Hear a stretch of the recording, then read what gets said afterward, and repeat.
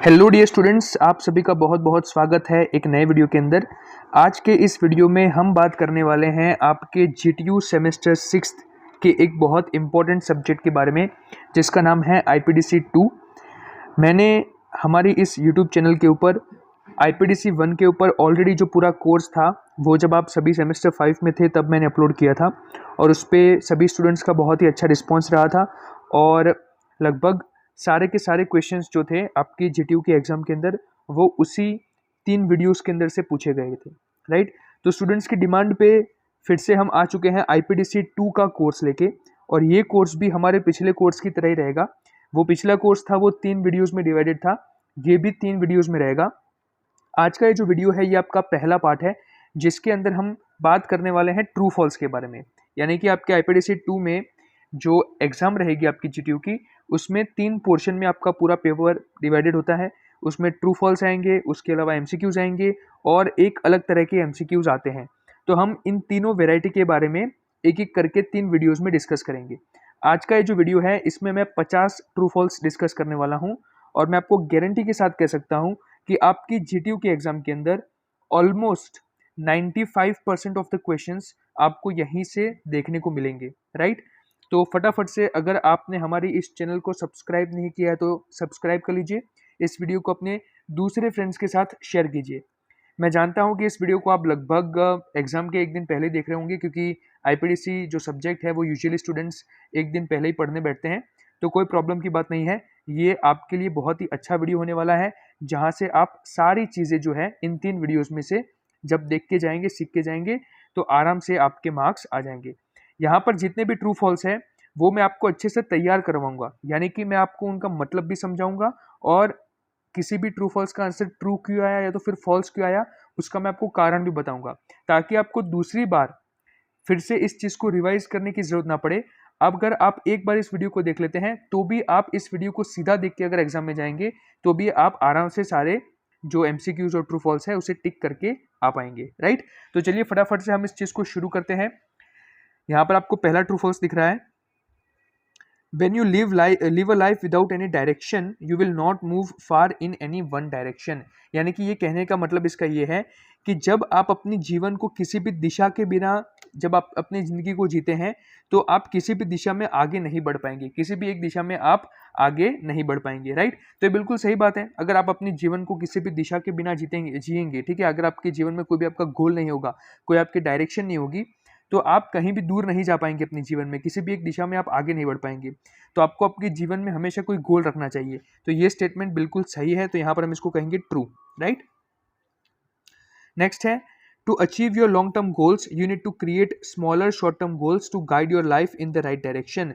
यानी कि हमारे जीवन में जो हमारे लॉन्ग टर्म गोल्स होते हैं, ठीक है, जो हम बड़े बड़े गोल्स रखते हैं, उस तक पहुंचने के लिए आपको छोटे छोटे गोल्स रखने पड़ेंगे जिससे आप सही दिशा में रहे। तो ये भी बिल्कुल सही स्टेटमेंट है, तो इसे भी हम ट्रू कहेंगे, राइट। चलिए अब आगे बढ़ते हैं। The more you visualize your long term goals the fewer chances there are of achieving them. यानी कि ये ऐसा कह रहा है कि जितना आप अपने लॉन्ग टर्म गोल्स को विजुअलाइज करेंगे उतने ही उसको अचीव करने के, यानी कि उसको पाने के जो चांसेस है वो कम होते जाएंगे। तो ये स्टेटमेंट बहुत ही गलत स्टेटमेंट है, क्योंकि जितना आप अपने लॉन्ग टर्म गोल्स को विजुअलाइज करते हैं उतने ही आपके चांसेस बढ़ जाते हैं कि आप उन्हें अचीव कर पाएंगे। तो ये स्टेटमेंट जो है वो क्या होगी, फॉल्स होगी, राइट। उसके बाद है, short term goals should be time bound. यानी कि आपका जो शॉर्ट टर्म गोल आप तय करते हैं उसकी कोई समय मर्यादा होनी चाहिए। तो ये स्टेटमेंट बिल्कुल सही है, तो यहां पर हम इसको कहेंगे ट्रू। फिर है, clear goals will give our lives a clear direction. जब आपके जो गोल्स हैं, जो आपने जीवन में चीज़ें तय की है पाने के लिए, अगर वो स्पष्ट होंगी, अगर वो क्लियर होगी, तो वो आपको एक क्लियर डायरेक्शन देगी। तो ये बिल्कुल सही स्टेटमेंट है, इसको हम कहेंगे ट्रू। उसके बाद नेक्स्ट स्टेटमेंट है, there is no risk of addiction when smoking cigarettes occasionally to please once friends. यहाँ पर यह कहना चाह रहा है कि किसी भी प्रकार का रिस्क नहीं रहता है जब हम सिगरेट्स जो है वो कुछ कुछ दिन अपने दोस्तों को खुश करने के लिए अगर किसी त्यौहार पे अगर हम स्मोकिंग कर ले तो वो चीज़ में किसी भी प्रकार का एडिक्शन यानी कि जो उसका व्यसन लगने का रिस्क नहीं होता है। तो ये स्टेटमेंट बिल्कुल गलत है, क्योंकि ओकेजनली यानी कि अगर आप ऐसे किसी त्यौहार प्रसंग पे भी अगर सिगरेट आप फूंक रहे हैं अपने दोस्तों के कहने पर, तो वो बिल्कुल ही गलत बात है। उससे आपको एडिक्शन हो सकता है, यानी कि आपको उस चीज़ का व्यसन हो सकता है। तो आपको किसी भी मौके पर कभी भी सिगरेट फूंकनी नहीं चाहिए, चाहे आपके दोस्त कहे या ना कहे। तो there is no risk of addiction when smoking cigarettes occasionally to please once friends. तो यहाँ पे आएगा फॉल्स, क्योंकि रिस्क तो हमेशा रहता है। उसके बाद है drinking alcohol is only harmful to the health of the elderly but not to the youth. यानी कि ये कह रहा है कि जो दारू होता है, अल्कोहल होता है, उससे सिर्फ बूढ़े लोगों को ही प्रॉब्लम होती है। अगर वो पियेंगे तो उनकी हेल्थ को अफेक्ट करेगा। अगर यंग लोग, हमारे जैसे लोग अगर दारू को पियेंगे तो उससे अफेक्ट नहीं होगा। तो ये स्टेटमेंट भी गलत है। दारू चाहे किसी भी एज का इंसान हो, अगर पीता है तो उसको है हेल्थ के इफेक्ट जो है वो होते ही हैं। तो ये होगा फॉल्स। ठीक है, चलिए next. It is our duty to kindly encourage our family members to give up their bad addictions. तो ये हमारी जिम्मेदारी बनती है कि हम अपने परिवार में अगर कोई भी इंसान है जिसका किसी भी प्रकार का बुरा व्यसन है तो उसको छुड़ाने में हम उनकी मदद करें, या तो उनको एनकरेज करें, यानी कि उनको साहस दे कि आप इस चीज़ को छोड़ सकते हैं। तो ये बिल्कुल सही स्टेटमेंट है, इसे हम कहेंगे ट्रू। उसके बाद है सेवा should be performed with compassion. अब यहाँ पर कंपैशन का मतलब क्या है कि एक लागनी के साथ, ठीक है, एक प्रेम की भावना के साथ, एक दया की भावना के साथ हमें जो सेवा है, लोगों की जो सर्विस है, यानी कि सेवा है, हमें करनी चाहिए, राइट। तो सेवा should be performed with compassion. तो ये बिल्कुल सही स्टेटमेंट होगी, इसे हम कहेंगे ट्रू। उसके बाद है being generous can make us happier. Generous यानी कि उदारवान व्यक्ति, आपको उदारता रखनी है। तो जब भी आप उदारता रखते हैं, लोगों की सहायता करते हैं, उनके प्रति प्रेम की भावना रखते हैं, तो वो जरूर से आपको क्या करता है, खुश करता है, आपको खुशी देता है। तो ये स्टेटमेंट भी बिल्कुल सही है, इसे हम कहेंगे ट्रू। उसके बाद है सेवा should be performed with the expectation of a reward. तो यहाँ पर ये बता रहा है कि जब भी आप किसी की सेवा करें तो आपको हमेशा एक्सपेक्टेशन रखनी चाहिए, आपको आशा रखनी चाहिए रिवॉर्ड की, कि आपको कुछ इनाम मिलेगा आपकी सेवा करने के बदले में। तो बिल्कुल भी हमें किसी भी प्रकार की आशा नहीं रखनी चाहिए, किसी भी प्रकार की एक्सपेक्टेशन नहीं रखनी चाहिए जब हम सेवा कर रहे हो। तो यहाँ पे ये जो स्टेटमेंट है वो क्या हो जाएगी, फॉल्स हो जाएगी, कि सेवा should be performed with the expectation of reward. तो इसका आंसर होगा फॉल्स। उसके बाद है working in team helps you gain new perspectives. यानी कि नए नए आपको पहलू जानने को मिलते हैं। पर्सपेक्टिव्स का मतलब होता है पहलू, नई नई चीजें आपको जानने को मिलती है जब आप एक टीम में काम करते हैं। तो ये स्टेटमेंट बिल्कुल सही है, इसे हम कहेंगे ट्रू। ठीक है, तो चलिए हमने 12 ट्रू फॉल्स देख ली हैं, फटाफट से बाकी के भी देख लेते हैं। नेक्स्ट है we should learn to be adaptable when working in a team. जब भी हम टीम में काम करते हैं तो हमें एडेप्टेबल रहना चाहिए। एडेप्टेबल का मतलब क्या है कि नए नए बदलावों को आपको एक्सेप्ट करना है। ठीक है, कई बार हो सकता है कि आपको टीम में कोई एक पर्टिकुलर रोल दिया गया हो कि आपको ये काम करना है, फॉर एग्जांपल आपको XYZ काम करने को दिया। अब नेक्स्ट टाइम अगर आपको टीम का लीडर कहे कि आपको दूसरा काम करना है तो आपको उस चेंज को एडेप्ट करना है, यानी कि उसको स्वीकारना है। बल्कि ऐसा नहीं कहना है कि भाई नहीं मैं ये नहीं करूंगा, मैं तो यही करूंगा। फुटबॉल में मैं गोलकीपर हूं तो मैं गोलकीपर ही रहूंगा। अगर रोल बदलना पड़ रहा है आपको कभी कभार तो बदलना भी पड़ता है, ठीक है, टीम के जरूरत के हिसाब से। तो we should learn to be adaptable when working in a team. ये बिल्कुल सही स्टेटमेंट है, इसे हम कहेंगे ट्रू। उसके बाद है the biggest role of a team member is to take credit for the team success. अच्छा जी, ऐसा कभी होता है? यहाँ पे ऐसा लिखा गया है कि जो टीम के मेंबर होते हैं उनका बिगेस्ट रोल ये होता है कि टीम की सक्सेस का वो खुद ही सारा क्रेडिट ले ले। तो ये तो बिल्कुल गलत स्टेटमेंट हो जाएगी, तो इसे हम कहेंगे फॉल्स। उसके बाद है a good team member is willing to sacrifice something for the team. तो ये बिल्कुल सही बात है। एक अच्छा टीम मेंबर जो होता है वो हमेशा अपनी टीम के लिए कुछ ना कुछ सेक्रीफाइस करता है, कुछ ना कुछ बलिदान करता है। तो ये स्टेटमेंट हो जाएगी ट्रू। उसके बाद है legends create ever lasting impressions. तो ये स्टेटमेंट बिल्कुल सही होगी। जो लेजेंड होते हैं, ठीक है, रतन टाटा जैसे लोग होते हैं, सचिन तेंदुलकर जैसे लोग होते हैं, वो हमेशा एवर लास्टिंग इंप्रेशन छोड़ते हैं, यानी कि लोगों के मन पे एक बहुत ही अच्छी भावना बहुत लंबे समय तक छोड़ते हैं। वो एक इंस्पिरेशन होते हैं। चलिए नेक्स्ट है it is possible to lead with humility. तो ये कहना चाह रहा है कि जब भी आप किसी चीज में लीडर बने तो हमेशा ह्यूमिलिटी रखनी चाहिए, यानी कि विनम्रता रखनी चाहिए। तो ये बिल्कुल सही स्टेटमेंट होगी, इसे हम कहेंगे ट्रू। उसके बाद है the most effective way to lead is by making workers feel inferior. अरे कितनी गलत स्टेटमेंट है ये कह रहा है the most effective way to lead is by making workers feel inferior, यानी कि सबसे अच्छा तरीका लीडर बनने का ये है कि आप आपके नीचे काम करने वाले जो वर्कर है उन्हें नीचा दिखाओ। इंफीरियर का मतलब होता है किसी को नीचा दिखाना, तो ये तो बिल्कुल गलत स्टेटमेंट हो जाएगी, इसे हम कहेंगे फॉल्स।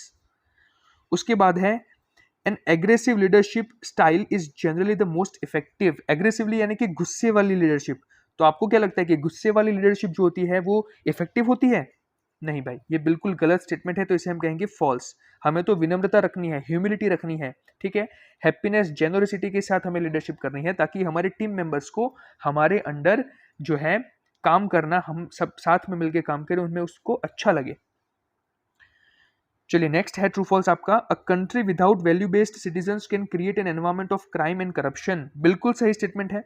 जिस कंट्री में वैल्यू बेस्ड सिटीजंस नहीं होंगे, यानी कि एक अच्छी वैल्यू वाले नागरिक नहीं होंगे, वहां पे क्या होगा? क्राइम एंड करप्शन ही होगा। तो ये तो बिल्कुल सही बात है भाई। उसके बाद है next, to become value based citizens we must learn asset valuation techniques. एक वैल्यू बेस्ड सिटीजन बनने के लिए हमें एसेट यानी कि चीज़ों को, जो मटेरियलिस्टिक चीज़ें होती हैं उस पर ज़्यादा ध्यान देना चाहिए। आपको क्या लगता है? नहीं, तो ये हो जाएगा फॉल्स। उसके बाद है moral values are a universal necessity. Moral values जो है आपकी नैतिकता है, ठीक है, आपकी जो नैतिक नियम है वो यूनिवर्सल नेसेसिटी यानी कि वो पूरे विश्व में होनी चाहिए। तो ये बिल्कुल सही बात है, इसको हम कहेंगे ट्रू। ठीक है, चलिए आगे बढ़ते हैं। Unfair treatment promotes a productive environment. Unfair का मतलब है कि भाई किसी के साथ अच्छे से जब आप व्यवहार ना करें तो क्या उससे प्रोडक्टिव एनवायरमेंट बनेगा, अच्छा एनवायरमेंट बनेगा? बिल्कुल गलत बात, तो इसको हम कहेंगे फॉल्स। उसके बाद है we should always be accountable for our actions and be honest with the people who are depending on us. तो ये बिल्कुल सही स्टेटमेंट है, इसे हमें ट्रू कहेंगे। क्या बोल रहा है? देखो, we should always be accountable for our actions, यानी कि हम जो कोई भी काम कर रहे हैं उसकी जिम्मेदारी हमें लेनी चाहिए।